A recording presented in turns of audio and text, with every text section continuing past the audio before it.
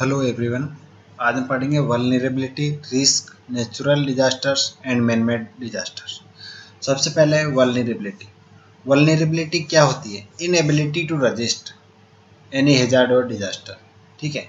अब कहीं पर भी कोई भी हैजार्ड आता है और उसको अगर पीपल जो है वहाँ के रहने वाले या जो उससे अफेक्टेड हो रहे हैं वो अगर उसको रजिस्ट नहीं कर पाते, कहने का मतलब ये कि उनके अंदर इतना पोटेंशियल नहीं है वहाँ किसी भी वजह से, जोग्राफिकली, सोशली या इकोनॉमिकली, टेक्निकली, अवेयरनेस की वजह से या कोई सा भी जो है उनके अंदर ओवरऑल अगर जो है पोटेंशियल नहीं है उसको रजिस्ट करने का। ठीक है। तो इसका मतलब क्या है कि वो सारे जो है पीपल वो उसके वल्नरेबल है, कहने मतलब तो वो उससे आसानी से उससे अफेक्टेड हो जाएंगे। ठीक है। और इसको हम क्या बोलते हैं? वल्नरेबिलिटी। ठीक है। जैसे हम फ्लड का एग्जांपल लेते हैं, फ्लड जो है उसके अंदर अगर लो लाइंग एरियाज के अंदर रहने वाले पीपल है, ठीक है, वो अगर उनके अंदर अवेयरनेस है, ठीक है, या उनको इन्फॉर्मेशन है, ठीक है, तो वो क्या करेंगे, वहां से इवैक्यूएट होकर बाहर की तरफ चले जाएंगे। तो उसकी वजह से क्या होगा, उनकी वल्नरेबिलिटी जो है कम से कम होगी और उससे कम से कम अफेक्टेड होंगे। ठीक है। लेकिन अगर पीपल लो लाइंग एरिया के अंदर ही बने रहते हैं, वहां से इवैक्यूएट नहीं होते, तो उसकी वजह से क्या होगा, उनको ज़्यादा नुकसान होगा और वो क्या होंगे, वल्नरेबल हो जाएंगे। ठीक है। उनके अंदर पोटेंशियल कम होगा। ठीक है। नेक्स्ट है आपका वल्नरेबिलिटी जो है किन किन फैक्टर्स के ऊपर डिपेंड करती है। ठीक है। अब जो वल्नरेबिलिटी होती है वो किन किन वजह से पड़ती है, जैसे people's age, state of health, local environmental and sanitary condition, quality and state of local buildings in their location with respect to any hazard. पहला है आपका पीपल्स एज, जो पीपल की, जैसे कोरोना की बात करते हैं हम। ठीक है। अब कोरोना किसी के लिए हैजार्ड है तो किसी के लिए डिजास्टर है। डिजास्टर किसके लिए, जो उससे अफेक्टेड हो गया। हैजार्ड किसके लिए, जो उससे अफेक्टेड नहीं हुआ। ठीक है। अब जैसे कोरोना के अंदर बात क्या की गई थी कि जो 10 साल से छोटे बच्चे हैं या 60 की एज से ज़्यादा वाले जो पीपल्स हैं, ठीक है, वो उनकी जो है इम्यून सिस्टम क्या है, कम है या कमजोर है इम्यून सिस्टम, तो वो क्या करेगा, कोरोना से फाइट करने में इतना कैपेबल नहीं। ठीक है। तो वो ज़्यादा अफेक्टेड हो रहे हैं, तो इसका मतलब क्या है, वो उसके अगेंस्ट में वल्नरेबल है। ठीक है। तो जो कोई भी पीपल है तो उसकी उनकी जो एज होती है वो क्या करती है, वल्नरेबिलिटी के को घटाती है या बढ़ाती है। ठीक है। स्टेट ऑफ हेल्थ, सेम वही एग्जांपल है कि अगर किसी का जो है बीमार व्यक्ति है, वो अगर जैसे इस कोरोना से ज़्यादा अफेक्टेड हुआ, क्यों, क्योंकि ऑलरेडी वो बीमार था तो उसका जो इम्यून सिस्टम था वो कम था, कमजोर था, तो वो कोई भी जो नई बीमारी आती है वो उससे आसानी से अफेक्टेड हो सकता है। ठीक है। तो नई डिजीज के आने पे जो इजीली अफेक्टेड हो जाएगा तो वो ज़्यादा वल्नरेबल होगा। ठीक है। तो वो उसको किसकी वजह से होता है, स्टेट ऑफ हेल्थ की वजह से। ठीक है। नेक्स्ट है आपका local environmental and sanitary conditions. ठीक है। अब जो है कि सपोज करो सैनिटरी कंडीशन की बात करते हैं, कोई भी जो पर्टिकुलर एरिया है उसके अंदर अगर साफ सफाई नहीं है, ठीक है, काफी सारी गंदगी पड़ी है, ठीक है, और अगर फ्लड आता है, ठीक है, फ्लड आएगा तो क्या होगा, वो गंदगी जो है उसके वाटर में मिक्स हो जाएगी और जगह जगह फैल जाएगी। ठीक है। और जो भी उसके कॉन्टेक्ट में आएगा वो क्या होगा, उससे अफेक्टेड होगा और उसको इन्फेक्शन हो सकता है, उसको कोई भी डिजीज हो सकती है। ठीक है। तो वो उसकी सैनिटरी कंडीशन के ऊपर डिपेंड करता है कि वहाँ के जो पीपल्स है वो वल्नरेबल है या नहीं है। ठीक है। लोकल एनवायरमेंटल कंडीशंस, ठीक है, जैसे कोई भी, जैसे हम फ्लड की बात करते हैं, या जैसे अगर कहीं पे हवा साफ है, ठीक है, और वहाँ पे अगर आसपास थोड़ी सी कोई भी फायर वगैरह होती है, ठीक है, तो उसकी वजह से क्या वो पॉइजनस गैसेज रिलीज होती है। अगर वहाँ का एनवायरनमेंट ऑलरेडी अच्छा है, ठीक है, तो उससे थोड़ा वो जो है वल्नरेबल होंगे, मतलब वो पीपल कम अफेक्ट होंगे। लेकिन अगर वहाँ का एनवायरनमेंट वैसे ही काफ़ी ज़्यादा डर्टी है या पोल्यूटेड है, तो वहाँ पे जब और अगर पॉइजनस केसेस उसके अंदर ऐड होगी तो वो पीपल क्या हो जाएंगे, वल्नरेबल नहीं रहेंगे। ठीक है। ये कहने का मतलब उनका इम्यून सिस्टम ऑलरेडी कमजोर हो चुका हो, क्योंकि वहाँ का जो एनवायरनमेंट है वो बेकार है। ठीक है। अब हम अगर बिल्डिंग की बात करते हैं, लोकल बिल्डिंग, ठीक है, जैसे लोकल बिल्डिंग जो कोई भी बनी हुई है तो उसकी क्वालिटी कैसी है, स्टेट कहाँ कैसी है। जैसे फ्लड की बात करते हैं, फ्लड के अंदर अगर पुरानी बिल्डिंग्स होती है, वो उनकी जो फाउंडेशन है, फाउंडेशन के अंदर वाटर जो है अगर फिल हो जाता है, ठीक है, फ्लड का, तो उसकी वजह से क्या होगा, वो बिल्डिंग्स गिर सकती है। ठीक है। या अर्थक्वेक की वजह से जो पुरानी बिल्डिंग्स होती है, जो अर्थक्वेक रेजिस्टेंट बिल्डिंग नहीं होती है, वो आसानी से गिर जाती है। ठीक है। तो वो बिल्डिंग की जो कंडीशंस है, लोकल बिल्डिंग्स, वहाँ पे कहने लोकल मतलब जो उस पर्टिकुलर एरिया से जुड़ी हुई बिल्डिंग्स है, उनकी कंडीशन पे डिपेंड करता है कि वो हैजार्ड के रेस्पेक्ट में किस तरीके से बिहेव करेगी। ठीक है। तो वो उसकी वल्नरेबिलिटी को अफेक्ट करता है। ठीक है। अब जो वल्नरेबिलिटी है उसको दो टाइप में हमने क्लासिफाई कर रखा है, एक है इकोनॉमिक, एक है आपका फिजिकल। इकोनॉमिक कौन सा है, जो जैसे लो इनकम की वजह से जो होता है उसको हम इकोनॉमिक कहते हैं। ठीक है। जैसे कोई भी पीपल है, दो पीपल सपोज करो, दो लोग हैं, एक जो है पुअर है, एक कैसा है, रिच है। ठीक है। तो पुअर होगा वो क्या करेगा, इकोनॉमिकली उसकी लो इनकम होगी तो उसकी वजह से क्या करेगा, वो सेफ जो जगह होगी कहीं पर भी उसके अंदर वो अपना जो घर है उसको अफोर्ड नहीं कर पाएगा। ठीक है। तो वो क्या करेगा, एक अनसेफ जगह के अंदर रहेगा और वो अनसेफ जगह में उसको रहने के लिए मजबूर किसकी वजह से हुआ, वो इकोनॉमी की वजह से या लो इनकम की वजह से, तो उसको हम क्या बोलेंगे, इकोनॉमिक वल्नरेबिलिटी। नेक्स्ट है आपका फिजिकल वल्नरेबिलिटी। सपोज करो एक घर है जो लकड़ी का बना हुआ है, ठीक है, वुडन हाउस है। अब वो वुडन हाउस के जो रेस्पेक्ट में दो डिजास्टर आते हैं, एक आता है आपका अर्थक्वेक, एक आता है आपका फायर वाला, या फिर जो साइक्लोन जिसको हरिकेन वगैरह टोर्नाडो अलग अलग बोलते हैं, ठीक है। एक साइक्लोन आता है, एक अर्थक्वेक आता है। अर्थक्वेक जब आएगा तो वो जो है वुडन हाउस को कोई फर्क नहीं पड़ेगा, उसके अंदर रहने वाले सारे पीपल सेफ रहेंगे, वहाँ की प्रॉपर्टी को कोई नुकसान नहीं पहुंचेगा। क्यों? क्योंकि उसके ऊपर जो अर्थक्वेक की वजह से जो वाइब्रेशन होगी या जो सेस्मिक वेव होगी उसका कम से कम इफेक्ट पड़ेगा, ठीक है। लेकिन अगर हम फायर की बात करते हैं या जो साइक्लोन वगैरह है उसकी बात करते हैं, तो उस केस में जो अर्थक्वेक जो वुडन हाउस होगा उसकी रजिस्टिविटी काफी कम होगी, ठीक है, और वो वहाँ पे जो है वो वुडन हाउस बेकार हो जाएगा, और उस केस में साइक्लोन या फिर जो फायर के केस में वो टिक नहीं पाएगा, ठीक है। तो उसको हम क्या बोलते हैं, फिजिकल वल्नरेबिलिटी, ठीक है। अब जो कौन कौन सी सिचुएशन है जो वल्नरेबिलिटी को बढ़ाती है, जिसकी वजह से जो डिजास्टर के अगेंस्ट वल्नरेबिलिटी बढ़ती है, उसका रीजन क्या हो सकता है, एक तो डिफोरेस्टेशन हो सकता है, building in high risk area हो सकता है, आपका अनअवेयरनेस हो सकती है, ठीक है। डिफोरेस्टेशन कैसे होगा, जैसे ट्रीज वगैरह हम कट कर देते हैं, ठीक है, ट्रीज वगैरह कट करने की वजह से क्या होगा, जो लैंड होती है कहीं पे भी पर्टिकुलर, उसका जो वाटर है उसको एब्जॉर्ब करने की जो कैपेसिटी वो घट जाती है, ठीक है। क्यों? क्योंकि जो वाटर जो होता है, कोई भी लैंड जो होती है वाटर को कैसे एब्जॉर्ब करती है, जो वहाँ पे ट्रीज होते हैं उनकी रूट के थ्रू जो वाटर होता है वो जमीन के अंदर इन्फिल्ट्रेट होकर जाता है, ठीक है। अब जब वहाँ के सारे ट्रीज कट कर दिए तो वहाँ की जो रूट है वो तो ट्री की खत्म हो जाएगी, ठीक है। तो उसकी वजह से जो लैंड है उस पर्टिकुलर उसका जो वाटर एब्जॉर्बिंग कैपेसिटी है वो खत्म हो जाएगी, ठीक है। तो उसकी वजह से क्या है, वहाँ पे फ्लड की कंडीशन जनरेट हो सकती है, ठीक है। Building in high risk area, कहने का मतलब जैसे बिल्डिंग आप लो लाइंग एरियाज में बनाते हैं तो वो फ्लड की वजह से ज्यादा अफेक्ट हो सकती है, ठीक है। या अगर आप सपोज करके लोग कहते हैं कि जैसा सी फेस व्यू होना चाहिए हमारे तो घर का, ठीक है। अगर आपने कोस्ट लाइन के जस्ट बिल्कुल टच में अपना घर बना दिया तो जैसे ही सुनामी आएगी सबसे पहले वही बिल्डिंग जाएगी, ठीक है। तो हाई रिस्क एरिया के अंदर कभी भी बिल्डिंग को नहीं बनाना चाहिए, ठीक है। वो साइक्लोन की वजह से, सुनामी की वजह से, अर्थक्वेक की वजह से या किसी की वजह से ज्यादा अफेक्टेड हो सकती है, ठीक है। तो इसके कहने का मतलब ये हाई रिस्क एरिया के अंदर बिल्डिंग नहीं बनानी चाहिए, अगर बनाते हो तो आपकी वल्नरेबिलिटी किसी भी डिजास्टर के अगेंस्ट में इंक्रीज हो जाती है, ठीक है। अनअवेयरनेस, अवेयरनेस नहीं होती पीपल्स के अंदर, तो वो क्या करते हैं कि जो जैसे सपोज करो माइनिंग के अंदर होते, ठीक है, माइनिंग के अंदर अवेयरनेस काफी कम होती है क्योंकि लोग सारी जो है लेबर जो होती है अनएजुकेटेड होती है, ठीक है। तो उनको प्रॉपर इक्विपमेंट नहीं प्रोवाइड करवाए जाते और वहाँ पे कोई ना कोई एक्सीडेंट हो जाता है, ठीक है। तो ये अनअवेयरनेस की वजह से क्या हुआ, उनकी वल्नरेबिलिटी बढ़ गई डिजास्टर के अगेंस्ट में। कहने का मतलब उनका जो पोटेंशियल था उसको रजिस्ट करने का वो कम हो गया और वो उसका जो डिजास्टर के शिकार हो गए, ठीक है। अब जो है डिजास्टर रिस्क क्या होती है, ठीक है। डिजास्टर रिस्क क्या है, क्या likelihood of loss of life, कहने का मतलब आप कितना नुकसान सहन कर सकते हो या कितना नुकसान होने के चांसेस है किसी भी डिजास्टर से, ठीक है, उसको हम क्या कहते हैं, डिजास्टर रिस्क। और ये जो है डिजास्टर रिस्क किसकी वजह से बढ़ती है, ठीक है। डिजास्टर रिस्क ऐसे अपने आप नहीं बढ़ती, शुरू में क्या था, डिजास्टर था ही नहीं, पहले हैजार्ड था, उस हैजार्ड क्या हुआ, डिजास्टर के अंदर कन्वर्ट हुआ और फिर उस डिजास्टर ने क्या किया, डिजास्टर रिस्क को बढ़ाना शुरू किया, डिजास्टर रिस्क वहां से जनरेट हो गया है, ठीक है। अब कोई भी जगह है वो अगर वल्नरेबल होगी या उसको हम डिजास्टर के अगेंस्ट एक्सपोज कर देंगे तो उसकी वजह से क्या होगा, डिजास्टर रिस्क बढ़ जाएगी, ठीक है।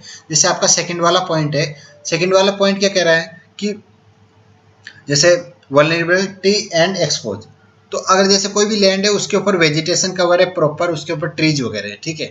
अब वहाँ पर बारिश काफ़ी अच्छी मात्रा में होती है लेकिन जो है लैंड की इनफिल्ट्रेशन कैपेसिटी अच्छी है, तो वो क्या करती है, उस जो वाटर जो रेन वाटर होता है उसको एब्जॉर्ब कर लेता है, ठीक है। तो उसकी वजह से क्या होगा, वहाँ पर कोई भी प्रॉब्लम नहीं होगी, ठीक है। या कहने का मतलब फ्लड की समस्या क्रिएट नहीं होगी, आपका वाटर जो है वहाँ वो लैंड एब्जॉर्ब कर लेगी और जो सरप्लस वाटर को वो बह करके आपका स्ट्रीम चैनल या रिवर के थ्रू सी के अंदर चला जाएगा, ठीक है। और उसके बाद में जब भी डिमांड होगी वहां से जो है लैंड का वाटर आप यूज कर सकते हो, ठीक है। लेकिन अगर उसी को जो है हमने एक्सपोज कर दिया, कहने मतलब वहां से सारे ट्रीज हटा दिए हमने और जो है वेजिटेशन कवर वहाँ का हट चुका है माइनिंग की वजह से या किसी भी अदर रीजन से, जैसे आपने घर वगैरह बनाया वो सारे रीजन हो सकते हैं, ठीक है। तो आपने क्या किया, जो पर्टिकुलर लैंड जो थी या जो एरिया था उसको आपने क्या किया, फ्लड के अगेंस्ट में एक्सपोज कर दिया, ठीक है, उसको ओपन कर दिया फ्लड के लिए। अब क्या होगा, जैसे रेन वाटर आएगा वहाँ पे जो है लैंड की इनफिल्ट्रेशन कैपेसिटी कम हो चुकी है क्योंकि वहाँ पे ट्री नहीं है, ठीक है। अब जो है वहाँ पे वाटर जो है इकट्ठा होना शुरू हो जाएगा, ठीक है। और उसकी वजह से क्या होगा, वहाँ पे फ्लड की प्रॉब्लम क्रिएट हो जाएगी, ठीक है। और वो जो एरिया है पर्टिकुलर वो कैसा हो जाएगा, वल्नरेबल हो जाएगा फ्लड के अगेंस्ट में, ठीक है। तो ये जो वल्नरेबिलिटी और एक्सपोज जो करते हैं हम किसी भी पर्टिकुलर जगह को या पीपल्स को डिजास्टर के अगेंस्ट में, तो उसकी वजह से क्या होता है, डिजास्टर रिस्क बढ़ जाती है, ठीक है। अब जो है ये डिजास्टर रिस्क जनरली तो एक्सटर्नल शॉक कह सकते हो आप इसको। थर्ड पॉइंट जो है उसमें लिखा आपका एक्सटर्नल शॉक, यानी मतलब डिजास्टर रिस्क आपको बाहर से पिंच करने की कोशिश करेगी, ठीक है, लेकिन आप अगर अपने आप को पिंच करवाना चाहते हैं या नहीं, ये आपके ऊपर डिपेंड करता है। कहने का मतलब जैसे हमने क्या किया फ्लड के केस में, उस जो कोई भी जमीन थी उसको हमने क्या किया, उसके अगेंस्ट में एक्सपोज कर दिया और उसको वल्नरेबल बना दिया, ठीक है, और वो हैजार्ड जो था उसको हमने किस में कर दिया, डिजास्टर में कन्वर्ट कर दिया। तो वहां पे क्या हुआ, डिजास्टर रिस्क बढ़ गई। अगर उस लैंड को हम कवर्ड रहने देते ट्री की और वेजिटेशन के कवर से, तो क्या होता, वो एक्सपोज नहीं होती, उसकी वल्नरेबिलिटी कम नहीं होती, वो जो हैजार्ड आ रहा है वहां के लिए फ्लड जो है वो कभी भी डिजास्टर में कन्वर्ट नहीं होता, ठीक है। तो डिजास्टर रिस्क जो है वो डेवलपमेंट से जनरेट होती है। कई बार डेवलपमेंट की जो प्रोसेस होती है इतनी कॉम्प्लेक्स प्रोसेस होती है कि हम उनको समझते नहीं है, और उसकी वजह से क्या करते हैं कि हम डिजास्टर रिस्क होती है उसको बढ़ावा देते हैं, ठीक है। नेक्स्ट जो है ये आपकी जो वल्नरेबिलिटी, ये जो हमने बात की थी लास्ट, हैजार्ड और जो है एक्सपोज करते हैं, उसकी जो है रिजल्ट जो है आपका डिजास्टर रिस्क है, ठीक है। तो ये डिजास्टर रिस्क आपके दो टाइप के होते हैं, एक होता है इंटेंसिव, एक होता है एक्सटेंसिव। इंटेंसिव में क्या होता है कि आपका जो डिजास्टर है वो तो हाई इम्पैक्ट वाला, लेकिन प्रोबेबिलिटी कैसी रही उसकी कम रही, ठीक है।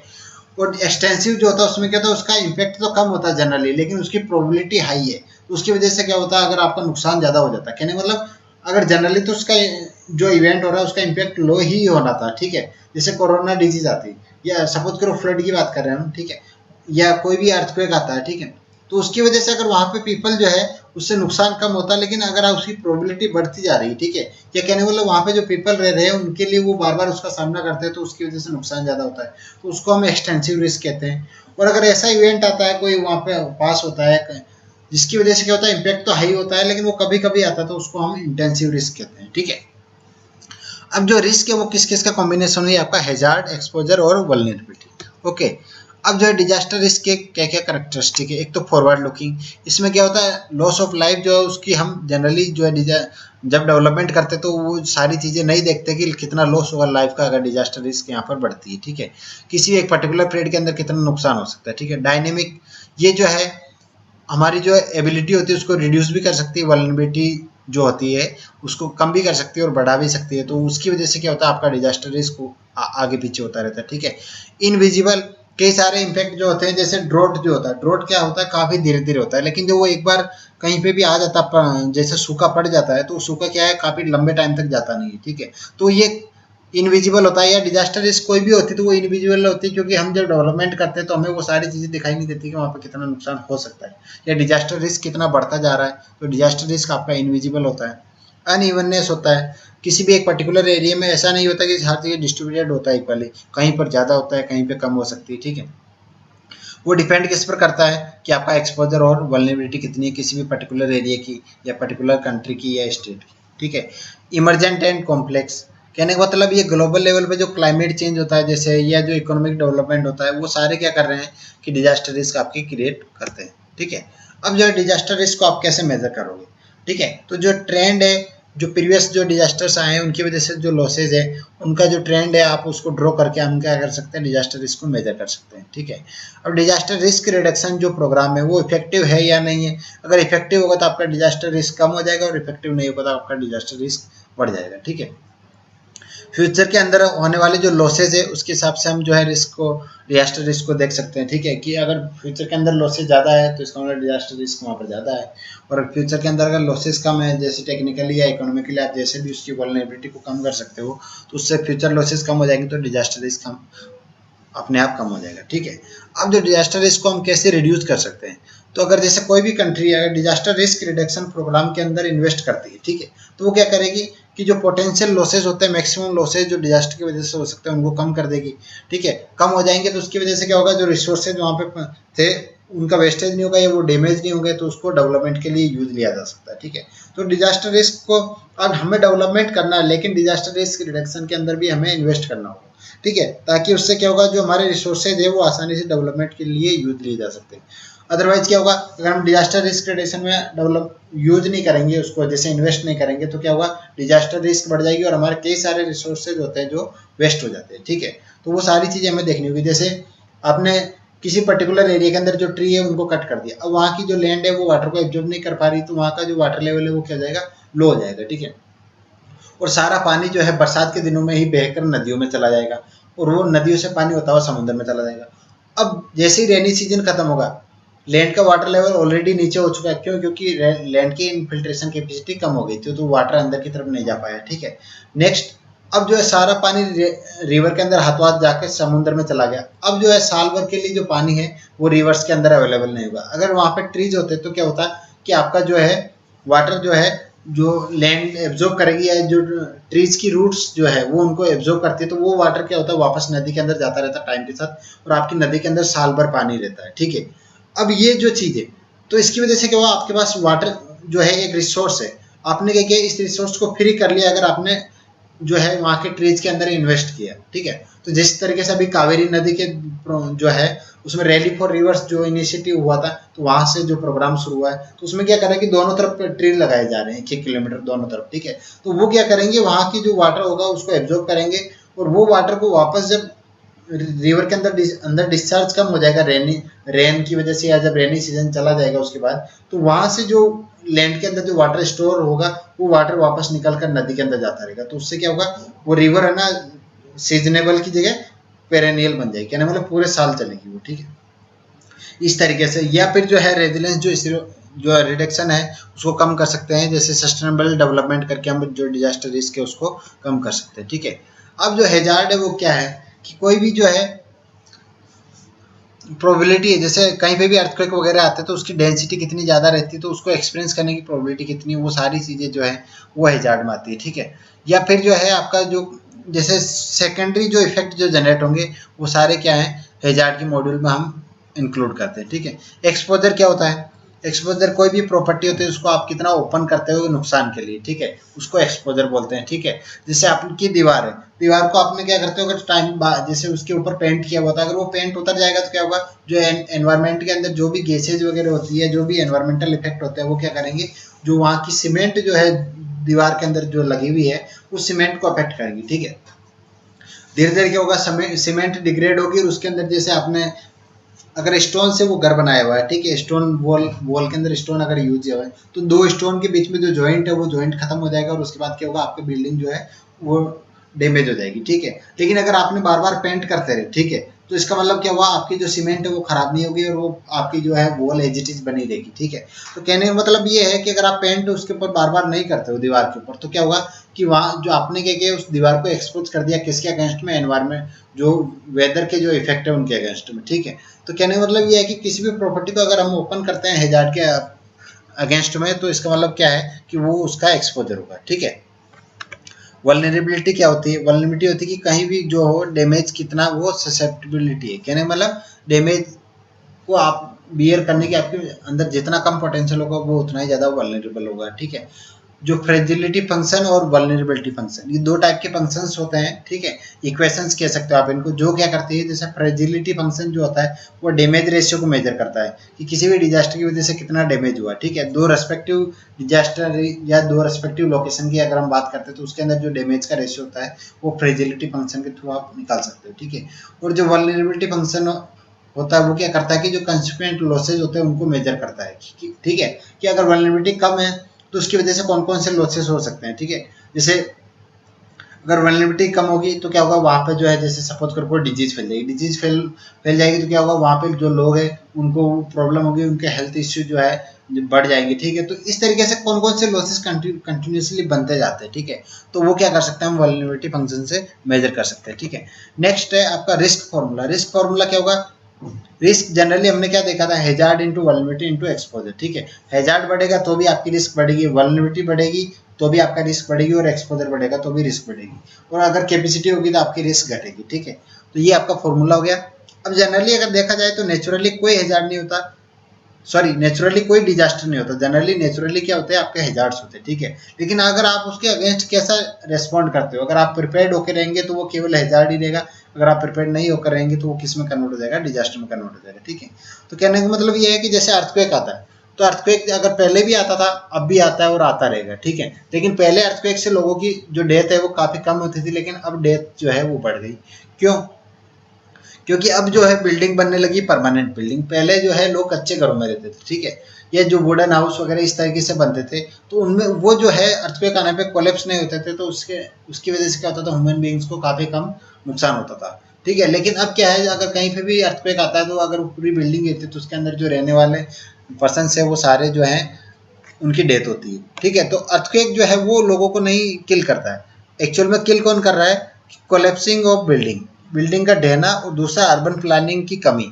अगर अर्बन प्लानिंग ढंग से नहीं की गई तो उसकी वजह से क्या होता है, लोगों की डेथ होती है। ठीक है, तो कहने का मतलब यहाँ पे अर्थक्वेक पहले भी आता था, अब भी आता है। अर्थक्वेक पहले हजार था लेकिन अब डिजास्टर में कन्वर्ट हो गया क्योंकि हमने उसके अगेंस्ट प्रिपेयरनेस जो थी वो उसको नेग्लेक्ट कर दिया। ठीक है, अब जो है ये डिजास्टर है, डिजास्टर दो उसमें कन्वर्ट किए हुए, एक नेचुरल है, एक आपका है एंथ्रोपोजेनिक। एंथ्रोपोजेनिक मतलब मैन मेड। तो आपके जो नेचुरल होते हैं वो जैसे hurricane, tornado, volcanic eruption, earthquake, tsunami, ये सारे हैं जो आपके नेचुरल डिजास्टर है। ठीक है, ये सब नुकसान पहुंचाते हैं, मैन मेड भी पहुंचाते हैं और नेचुरल भी पहुंचाते हैं। ठीक है, लेकिन जो नेचुरल होते हैं वो जनरली कैसे होते हैं, सडन होते हैं। ठीक है, अब जो नेचुरल को हमने दो पार्ट में क्लासीफाई किया, एक है प्लेनेटरी और दूसरा है एक्स्ट्रा प्लेनेटरी और एक्स्ट्रा टेरेस्ट्रियल।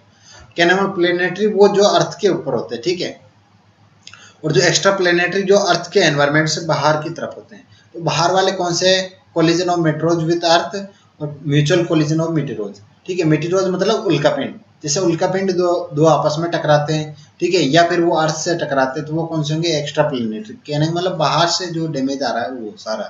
ठीक है, उसको हम क्या बोलेंगे, नेचुरल डिजास्टर। ठीक है, और जो प्लेनेटरी होगा वो कौन से होते हैं, जो अर्थ के ऊपर होते हैं। अर्थ के ऊपर भी दो टाइप में क्लासीफाई कर रखे हमने, टेरेस्ट्रियल और एटमॉस्फेरिक। टेरेस्ट्रियल मतलब जो जमीन से जुड़े हुए, और एटमॉस्फेरिक जो जनरली एयर के अंदर जुड़े हुए। ठीक है, या जो ऊपर का जो फिनोमिना के अंदर जो दिखाई देते हैं वो सारे। ठीक है, जो अर्थ से जुड़े हैं वो कौन से, आपके volcanic eruption, earthquake, tsunami, landslide. और जो आपके एटमॉस्फेरिक से जुड़े हुए हैं उनको हमने दो पार्ट में डिवाइड किए, एक क्यूमुलेटिव, एक इनफ्रीक्वेंट। ठीक है, क्यूमुलेटिव कौन से होते हैं, जो जनरली आते रहते हैं बार बार, और इनफ्रीक्वेंट जो होते हैं वो कौन से होते हैं, काफी टाइम लेकिन रेगुलरली मतलब या कभी भी नहीं आ सकते। ठीक है, क्यूमुलेटिव जो है जैसे cyclone, hello storm, lightning, tornado और हरिकेन, ये कभी भी जो है मौसम के अंदर जो चेंजेस होते हैं या वेदर के अंदर उसके अकॉर्डिंग आ सकते हैं। ठीक है, लेकिन जो जैसे cold wave, heat wave, drought, flood, ये जनरली इनफ्रीक्वेंट होते हैं, जनरली कभी भी नहीं आते। ठीक है, ये जो पर्टिकुलर टाइम होता है उसी के अकॉर्डिंग आते हैं। ठीक है, अब जो है एंथ्रोपोजेनिक कहने मतलब मैन मेड डिजास्टर, जैसे कि आपके जो ह्यूमन नेग्लिजेंस की वजह से जो होता है, जैसे कि nuclear explosion, war, chemical explosion, rail accident, road accident, ये सारे क्या है, जो ह्यूमन नेग्लिजेंस की वजह से होते हैं। ठीक है, तो उनको हम क्या बोलते हैं, एंथ्रोपोजेनिक डिजास्टर या आर्टिफिशियल। ठीक है, तो इसके जो है क्लासिफिकेशन, इसको हमने चार पार्ट में डिवाइड किया है, फिजिकल, केमिकल, बायोलॉजिकल और टेक्नोलॉजिकल। फिजिकल के अंदर क्या है, एसेलेटेड सॉइल इरोजन, जो अर्थ होती है उसका अगर जो है सॉइल इरोजन काफी ज्यादा रेट से होने लग जाता है। ठीक है, तो उसको हम फिजिकल डिजास्टर बोलते हैं। रेजरवॉयर इंड्यूस्ड सेस्मिक, जैसे कहीं पे भी अगर जैसे लैंड है उसके ऊपर अगर हमने रेजरवॉयर बनाया तो वहां पे जो वाटर कलेक्ट होता है वो वाटर क्या करता है, जमीन के ऊपर प्रेशर लगाता है, उसकी वजह से वहां पे जो सेस्मिक वेव प्रोड्यूस होती है, तो वो जो डिजास्टर लाती है उसको हम फिजिकल डिजास्टर में कंसिडर करते हैं। ठीक है, केमिकल की बात करते हैं तो जो एक्सप्लोजन होता है या रेडियो एक्टिव कंटेमिनेशन हो जाता है। ठीक है, तो वो सारा जो केमिकल में आता है। लार्ज स्केल पे अगर गैसेज का लीकेज होता है, जैसे भोपाल गैस कांड हुआ था, तो उसके अंदर क्या होता है, लार्ज स्केल पे जो पॉइजनस गैसेज थी उसका रिलीज हुआ, तो उसकी वजह से काफी लोगों की डेथ हो गई थी। ठीक है, या फिर अब भी हो रही है। ठीक है, तो वो सारे केमिकल में आते हैं। कहीं भी टॉक्सिक केमिकल जो होते हैं उनका अगर रिलीज हो जाते हैं काफी ज्यादा मात्रा में, या न्यूक्लियर एक्सप्लोजन होता है तो वो किस में आता है, आपका केमिकल में आता है। ठीक है, बायोलॉजिकल में क्या होता है, यूट्रोफिकेशन, इंसेक्ट स्वार्म और पॉपुलेशन एक्सप्लोजन। यूट्रोफिकेशन के अंदर जो ये जो प्रॉब्लम होती है वाटर के अंदर, इसमें क्या जैसे जलकुंभी वगैरह जो होती है तो ये क्या करती है, उसको कवर कर लेती है और वहाँ की जो लाइफ्स होती है वो खत्म होने लग जाती है धीरे धीरे। ठीक है, और वो जो रिवर होती है वो डेड हो जाती है, जो लेक होती है पर्टिकुलर वो डेड हो जाती है, तो वो यूट्रोफिकेशन में आती है। ठीक है, या इंसेक्ट स्वार्म, जैसे कीड़े मकोड़ों की वजह से जो प्रॉब्लम होती है वो सारी, या पॉपुलेशन एक्सप्लोजन मतलब जैसे आबादी एक ज़्यादा बढ़ गई तो उसकी वजह से क्या हुआ, ये भी एक तरह का डिजास्टर है। ठीक है, तो ये बायोलॉजिकल के अंदर आएगा। ठीक है, टेक्नोलॉजिकल में क्या है, जैसे न्यूक्लियर या industrial, nuclear war, collapse of residential building, ये सारे टेक्नोलॉजिकल डिजास्टर में आता है। ठीक है, तो ये सारे हमने पढ़े। ठीक है, डिजास्टर क्या होता है, रिस्क क्या होता है, वल्नरेबिलिटी क्या होती है। ठीक है, या फिर नेचुरल या मैन मेड डिजास्टर क्या होते हैं। ओके।